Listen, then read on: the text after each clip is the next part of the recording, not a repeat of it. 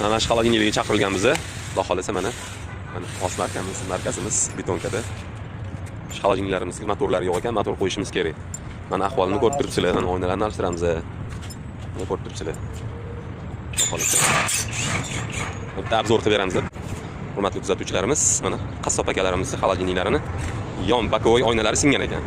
Mana shunga hozir oyna kesib qo'yib beramiz. Oyna kesish jarayonimiz. Mana ko'rasizlar. Kesib olamiz, mana ko'rasizlar. Kesib oldik. Mana ikkinchisi. Mana ko'rasizlar. Qo'yib ustanovka qilib beramiz. Hozir uni ham ko'rsatamiz. Hamimizni mana qo'yib oldik. Endi buni germetika klilash jarayonini ko'rsatib beramiz sizlarga. Germetika qilish vaqtimiz. Buni qilish sababi ham oynani ushlaydi akalar. Yaxshi. Ikkinchi sabab havo qo'yib olmaslik uchun. Barcha ishlarimiz ketyapti mana. Ular hammasini qilamiz. Tubalarni tagidan tashlab, hozir motor qo'yib beramiz shu xolodilnikimizga. Motorlarni qo'yib, yana bitta obzor qilib beramiz. Motorlarimizni qo'yib oldik mana.